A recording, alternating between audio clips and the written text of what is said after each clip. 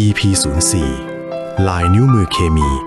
เมื่อความจริงดีเกินกว่าจะเชื่อจนโลกต้องเงียบช็อกวงการแพทย์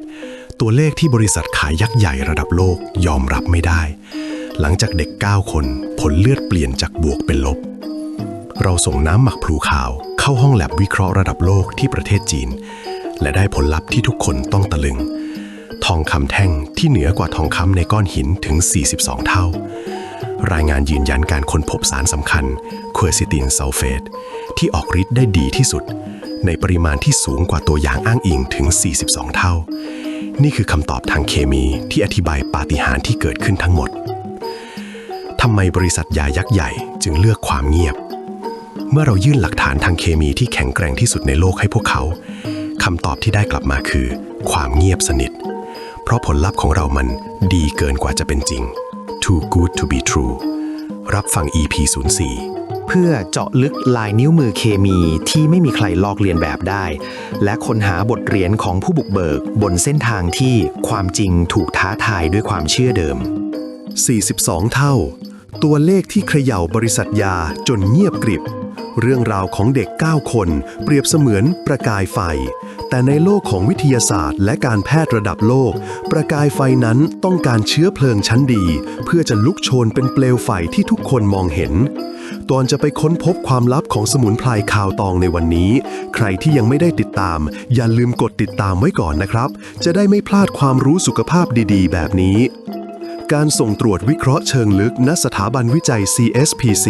เพื่อให้งานวิจัยและพัฒนาของเราได้รับการยอมรับในระดับสากลจำเป็นอย่างยิ่งที่จะต้องมีการตรวจสอบคุณสมบัติของน้ำหมักคาวตองตามหลักการทางเคมีวิเคราะห์ Analytical Chemistry โดยมีวัตถุประสงค์เพื่อระบุองค์ประกอบทางเคมีเชิงคุณภาพ Qualitative Analysis ว่ามีสารสำคัญอะไรบ้างและเชิงปริมาณ Quantitative Analysis ว่ามีปริมาณเท่าใดเนื่องจากภารกิจการวิเคราะห์ที่ซับซ้อนนี้เกินศักยภาพของห้องปฏิบัติการที่เรามีอยู่เราจึงตัดสินใจส่งตัวอย่างผลิตภัณฑ์ไปยังสถาบันวิจัยของ CSPC Pharmaceutical Group ซึ่งเป็นบริษัทยาระดับแนวหน้าของประเทศจีนและจดทะเบียนในตลาดหลักทรัพย์ฮ่องกงการดำเนินการครั้งนี้จึงนับเป็นขั้นตอนสำคัญในการพิสูจน์ยืนยันผลงานวิจัยของเราต่อสถาบันที่เป็นที่ยอมรับในระดับนานาชาติการมาเยือนของคณะผู้เชี่ยวชาญและการเก็บตัวอย่างผมยังจดจำเหตุการณ์ในวันที่ดร.หลี่ผู้อำนวยการสถาบันวิจัยของ CSPC พร้อมคณะได้เดินทางมาเยี่ยมชมโรงงานผลิตของเราที่จังหวัดเชียงใหม่ได้เป็นอย่างดีในการบรรยายสรุปวันนั้นผมได้นำเสนอและเปิดเผยกระบวนการหมักที่เป็นกรรมสิทธิ์ของเราอย่างโปร่งใสจากนั้นจึงได้ทำการเก็บตัวอย่างน้ำหมักคาวตองจากถังหมักโดยตรงต่อหน้าคณะผู้เยี่ยมชมเพื่อรับรองความถูกต้องของตัวอย่าง Sample Authenticity ก่อนนำกลับไปวิเคราะห์ที่สถาบันวิจัยในประเทศจีนการเยือนครั้งนั้นจบลงด้วยความเข้าใจอันดีพร้อมคำมั่นสัญญาถึงความร่วมมือในการพัฒนายกระดับผลิตภัณฑ์จากคาวตองในอนาคตผลการวิเคราะห์และความเข้าใจที่คลาดเคลื่อนหลังจากรอคอยเป็นเวลาหลายเดือนโดยไม่ได้รับการติดต่อกลับผมจึงติดตามผลการวิจัยผ่านล่ามซึ่งเคยอำนวยความสะดวกในการนำเสนอผลงานณสถาบันวิจัยที่เมืองซือเจียจวงมณฑลเหอเป่ยคำตอบที่ได้รับกลับสร้างความประหลาดใจอย่างยิ่งล่ามได้แจ้งว่าดร.หลี่ตั้งข้อกังขาต่อความสมบูรณ์ของตัวอย่าง Sample Integrity โดยสันนิษฐานว่าปริมาณสารควอร์ซิทินที่ตรวจพบในระดับสูงนั้นเกิดจากการเติมสารเสริมเข้าไปในตัวอย่าง Fortification เนื่องจากผลลัพธ์ที่ได้แตกต่างจากที่ทีมของเขาทดลองหมักเองในประเทศจีนด้วยเหตุนี้รายงานผลการวิเคราะห์ฉบับสมบูรณ์จึงถูกส่งไปยังล่ามแทนที่จะส่งตรงมายังบริษัทของเราและในท้ายที่สุดรายงานฉบับนั้นก็ได้ถูกส่งต่อมาถึงมือผมในเวลาต่อมาช่วงเวลาแห่งความจริงเปิดผลวิเคราะห์จาก CSPC เมื่อผมเปิดรายงานตัวเลขที่ปรากฏอยู่ตรงหน้าทำให้หัวใจผมเต้นแรงมันคือการยืนยันทุกสิ่งที่เราเคยเชื่อและเฝ้าสังเกตมาตลอดหลายปีรายงานฉบับนั้นพบสารควอร์ซิทรินในปริมาณสูงถึง 0.620% แต่ที่สำคัญคือการพบควอร์ซิทินซัลเฟตที่ความเข้มข้น 0.512% ตัวเลข 0.512% อาจดูไม่มีความหมายสำหรับคนทั่วไป แต่เมื่อเทียบกับตัวอย่างอ้างอิงจากประเทศจีนที่พบสารนี้เพียง 0.01% นั่นหมายความว่าน้ำหมักของเรามีสารสำคัญในรูปที่ออกฤทธิ์ได้ดีที่สุดมากกว่าถึง 42 เท่า นี่ไม่ใช่แค่ความแตกต่างเชิงปริมาณ แต่มันคือการค้นพบที่เปลี่ยนเกมโดยสิ้นเชิง ทำไมนะหรอครับ เพราะควอซิทินซัลเฟตคือร่างอวตารของควอซิทินที่ร่างกายพร้อมใช้งานทันที ลองจินตนาการว่าควอซิทินธรรมดาคือทองคำในก้อนหินที่ร่างกายต้องใช้พลังงานมหาศาลเพื่อสกัดออกมาใช้ แต่ควอซิทินซัลเฟตคือทองคำแท่งบริสุทธิ์ที่ร่างกายเห็นแล้วหยิบไปใช้ได้เลย เรื่องนี้เชื่อมโยงโดยตรงกับข้อมูลใน EP 01 EP 02 และ EP 3 ที่เราเคยเล่าถึงผลของข้าวตองหมักทั้งแบบน้ำและแคปซูลต่อเด็กกำพร้าและอาสาสมัครที่ติดเชื้อ HIV ซึ่งแสดงให้เห็นผลลัพธ์ที่น่าทึ่ง การค้นพบนี้ยืนยันว่ากระบวนการหมักของเราไม่ได้เป็นแค่การสกัดแต่คือการแปลสภาพเชิงชีวภาพ Biotransformation ที่เปลี่ยนสสารจากรูปแบบหนึ่งไปสู่รูปแบบที่มีประสิทธิภาพสูงกว่ามหาศาลนี่คือนวัตกรรมที่เกิดขึ้นในไหหมักของเราและคือคำตอบทางเคมีที่อธิบายปาฏิหาริย์ที่เกิดขึ้นกับเด็กทั้ง 9 คนได้อย่างสมบูรณ์แบบเป็นแนวทางการดูแลสุขภาพโดยมุ่งเป้าที่ร่างกายผู้ป่วยเป็นหลักเพื่อช่วยลดปัญหาเชื้อดื้อยาได้ดีขึ้นจิ๊กซอว์ชิ้นสุดท้ายจากเรื่องเล่าสู่หลักฐานที่ปฏิเสธไม่ได้รายงานฉบับนี้คือจิ๊กซอว์ชิ้นสุดท้ายที่เติมเต็มภาพทั้งหมดเส้นทางการพิสูจน์ของเราเริ่มต้นจากเรื่องเล่า anecdotal evidence สู่การทดลองในสัตว์ in vivo และบัดนี้เรามีข้อมูลเชิงเคมีที่หนักแน่น hard chemical data นี่คือสิ่งที่เราเรียกว่า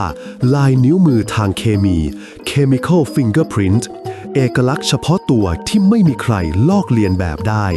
มันคือ passportที่จะนำพาสมุนไพรไทยของเราไปสู่เวทีโลกเราตื่นเต้นมากรีบส่งรายงานฉบับสมบูรณ์กลับไปให้ CSPC และรอคอยการตอบกลับที่จะเปลี่ยนอนาคตของเราเขาว่าสิ่งที่ตอบกลับมาคือความเงียบไม่มีอีเมลไม่มีโทรศัพท์ไม่มีการติดต่อใดๆกลับมาจาก CSPC อีกเลยราวกับว่ารายงานฉบับนั้นไม่เคยถูกส่งไปกับดักทางความคิดเมื่อผลลัพธ์ดีเกินกว่าจะเป็นจริงทำไมบริษัทระดับโลกที่น่าจะตื่นเต้นกับการค้นพบนี้ถึงเลือกที่จะเงียบในตอนแรกผมสับสนและผิดหวังแต่เมื่อเวลาผ่านไปผมจึงเข้าใจว่าเราได้ตกลงไปในกับดักทางความคิดแบบคลาสสิกของวงการวิทยาศาสตร์นั่นคือปรากฏการณ์ดีเกินจริง too good to be trueในโลกวิทยาศาสตร์ที่ต้องการความรัดกุมเมื่อใดก็ตามที่มีผลลัพธ์ที่โดดเด่นเกินความคาดหมายอย่างสุดขั้วปฏิกิริยาแรกของสถาบันขนาดใหญ่มักจะไม่ใช่นี่คือการค้นพบครั้งสำคัญแต่จะเป็นความกังขาว่ามันคือความผิดพลาดสิ่งปนเปื้อนหรือแม้กระทั่งการฉ้อโกงหลักการที่ว่าข้อกล่าวอ้างที่ยิ่งใหญ่ย่อมต้องการหลักฐานที่ยิ่งใหญ่เป็นพิเศษนั้นเป็นสิ่งที่ดีเพื่อป้องกันวิทยาศาสตร์ลวงโลกแต่ในทางกลับกันมันก็ได้สร้างกำแพงขนาดมหึมาที่ขวางกั้นการค้นพบที่อาจพลิกโฉมหน้าประวัติศาสตร์ได้เช่นกันสำหรับ CSPC ในเวลานั้นตัวเลข 0.512% ของเรามันยิ่งใหญ่เกินไปจนพวกเขามองว่าเป็นไปไม่ได้เรายังไม่มีหลักฐานที่ยิ่งใหญ่เป็นพิเศษในสายตาของเขามากพอที่จะทลายกำแพงความเชื่อเดิมๆของพวกเขาลงได้นอกเหนือจากเรื่องกับดักทางความคิดผมอยากจะบันทึกประสบการณ์ตรงในฐานะที่อยู่ในเหตุการณ์เพื่อเป็นบทเรียนแก่นักธุรกิจรุ่นต่อไปครับในงานเลี้ยงอาหารค่ำที่ทาง CSPC จัดให้เพื่อแสดงความยินดีกับการนำเสนอผลงานของผมท่ามกลางบรรยากาศที่ชื่นมื่นดร.ลีได้กล่าวประโยคสำคัญขึ้นมาว่า หากคุณภาพของคาวตองหมักเป็นจริงดังที่นำเสนอ เมื่อพัฒนาเป็นผลิตภัณฑ์ในอนาคต มันจะสามารถสร้างยอดขายได้ถึงครึ่งหนึ่งของยอดขายรวมทั้งหมดของบริษัท ซึ่งมีมูลค่ากว่า 200,000 ล้านบาทเลยทีเดียว วินาทีนั้นผมสัมผัสได้ถึงความมุ่งหวังในแววตาของเขา และอนุมานได้ว่าดร.หลี่อาจวางแผนที่จะใช้คาวตองที่ปลูกอย่างแพร่หลายในจีนมาเป็นวัตถุดิบและทำการหมักเอง แต่เมื่อแผนการนี้น่าจะถูกนำเสนอต่อคณะผู้บริหารระดับสูงประกอบกับที่พวกเขานำตัวอย่างของเรากลับไปทดลองหมักเองแล้วได้ผลลัพธ์ที่น้อยกว่าถึง 42 เท่ามันอาจกลายเป็นแผนการที่ล้มเหลวไม่เป็นท่าในสายตาผู้บริหารจึงเป็นเหตุผลที่ทำให้พวกเขาเลือกที่จะเงียบและตัดการติดต่อไปอย่างสิ้นเชิงแม้เราจะไม่ได้รับวีซ่าจาก CSPC ในครั้งนั้นแต่พาสปอร์ตที่มีลายนิ้วมือทางเคมีของเราประทับอยู่อย่างชัดเจนก็ยังคงอยู่ในมือของเรา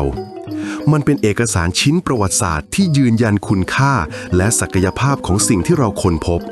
และมันได้สอนบทเรียนที่สำคัญแก่เราว่าการเดินทางของผู้บุกเบิกนั้นไม่ได้โรยด้วยกลีบกุหลาบเสมอไปและนี่ก็คือทั้งหมดของวันนี้ครับถ้าข้อมูลนี้เป็นประโยชน์ฝากกดไลค์เพื่อเป็นกำลังใจให้ทีมงานและกดติดตามพร้อมกดกระดิ่งแจ้งเตือนเพื่อที่คุณผู้ชมจะได้ไม่พลาด EP ต่อไปของเราครับ